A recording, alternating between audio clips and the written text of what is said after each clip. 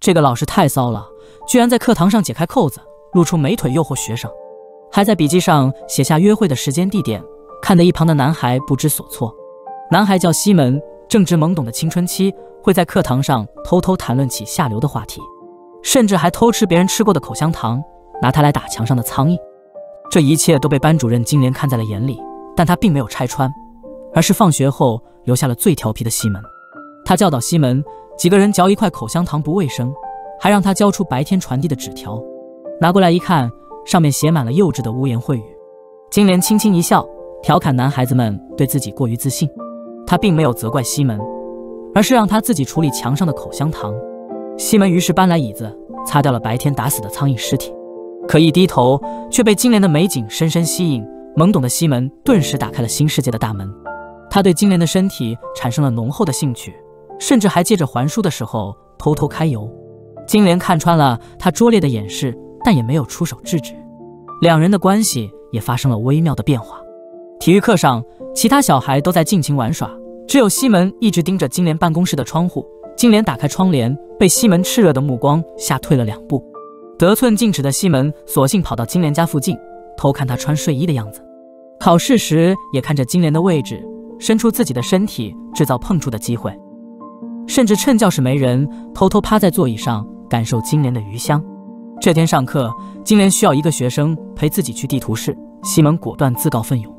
看着老师性感的包臀裙，心花怒放的西门不小心弄坏了栏杆，却怎么也插不回去。金莲上前帮忙，可转角突然来了人，他下意识地将西门推到一边，发觉不对后赶忙远离。可西门却以为这是老师给他的信号，于是一口吻了上去。金莲回过神来，匆匆离开，可此刻的气氛却暧昧起来，仅仅一个对视就羞愧不已。不巧又有人走了进来，两人心虚地躲在地图后。狭小的空间里，金莲终于忍不住拉起西门的手亲吻起来，两人火速升温，缠绵在一起，却被不识相的上课铃声打断。回到教室，西门都还在回味刚才奇妙的触感，看得金莲也羞愧不已。整整1天，西门都不在状态。当战斗机飞过，学生们全部好奇地趴在栏杆观看，只有西门心不在焉，借口身体不适，直奔老师家中。看到来者是西门，金莲也有点不知所措。他的到来在情理之外，却在金莲的意料之中。没有了旁人的干扰，两人终于可以更进一步。事后，金莲告诫西门不要再不请自来。原来她的丈夫是一名丝袜推销员，经常出差在外，不知何时就会回来。金莲嘱咐她，如果看见丈夫的蓝色车子，或是听到他在放音乐，就不要来找自己。相谈甚欢的两人并没有注意到楼下的汽车声。当西门还在品尝红酒时，丈夫大郎突然推门而进。西门迅速躲进厕所，想找机会偷偷离开，却还是被大郎发现。看对方是个孩子，大郎以为是妻子的学生，也就没有多问，反而提醒妻子随和一点，不要吓到了学生。从此以后，两人的关系更加一发不可收拾。上课时眉目传情，下课时实践知识，甚至在深更半夜偷偷潜入金莲的卧房。这天社区的聚会上，西门注意到同校的小美一直在注视自己。小美将西门带进房间，随即开始脱起了衣服。可已经偷尝禁果的西门早就沉醉在成熟女人的魅力中，对眼前的小女生根本不感兴趣，这让小美羞得无地自容，穿上衣服匆匆逃离。事后，西门手捧鲜花，准备给金莲一个惊喜，不料丈夫大郎也拿着一束鲜花回了家。原来今天是金莲的生日，看到是上次的学生，丈夫并没有说什么，而是顾自整理起了鲜花，还放起了唱片，喝起了酒，开心地向西门介绍自己的小家具。心虚的西门满头大汗，却还是和大郎成为了好友。从此，大郎总是热情地给他搬来椅子，和他一起听古典乐，聊自己的见闻。西门也逐渐对大郎心生敬佩，也开始对自己和金莲的禁忌之恋产生了怀疑。直到这天，西门穿着金莲的睡衣走进厨房，一回头被吓了一大跳，大郎就坐在身后。原来他早就看出了猫腻，但他此时依旧当作无事发生。他没有责骂西门，而是委婉地告诉他，有些事本就不该发生，就算发生了也不该被发现。原来大郎结婚后就被金莲发现了车后座其他女人的丝袜。他知道金莲怨恨自己，但也难耐寂寞，见西门心地不坏，于是选择了默许。大郎的宽容让西门无比羞愧，他开始重新审视自己和金莲的关系。后来的日子，西门还是常常去金莲家，但只是默默陪伴大郎，听他倾诉内心。在西门的劝说下，大郎戒了酒，还穿上了球鞋和他一起玩球。可是这天西门来到家中，却发现大郎又喝得酩酊大醉，原来是他的生意亏了本，对未来无比绝望。在事业和家庭的双重打击下，他痛苦地醉倒过去。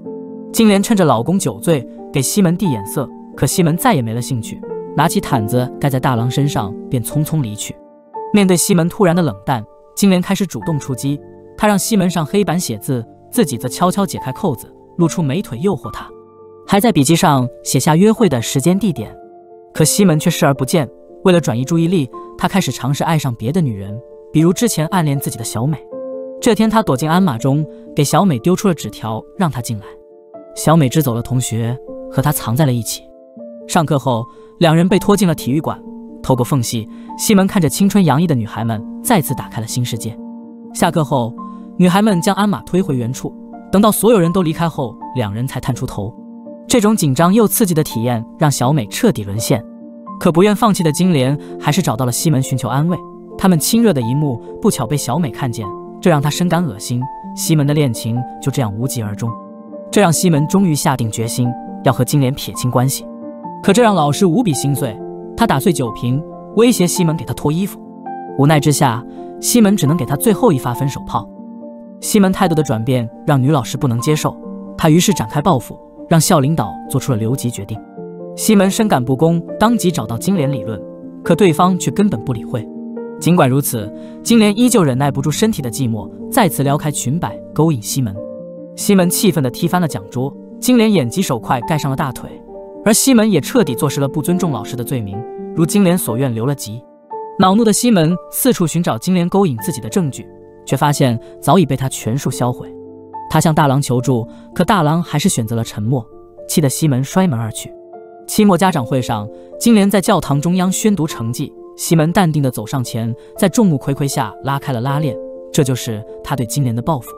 随后露出一抹嘲笑，转身离开，整理好自己的课本，在众人毕业欢呼中独自离开了学校。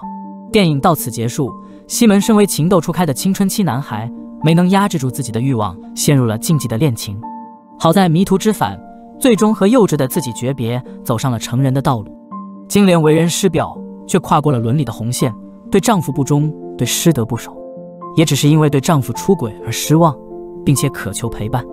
大郎为人宽容，用自己的大度保护了一个男孩的未来，但终究不改懦弱的本性，在指控妻子时选择了退缩。你觉得在这个故事中，到底是错在谁的身上呢？欢迎在评论区留言讨论。这里是北仑讲电影，我们下部电影再见。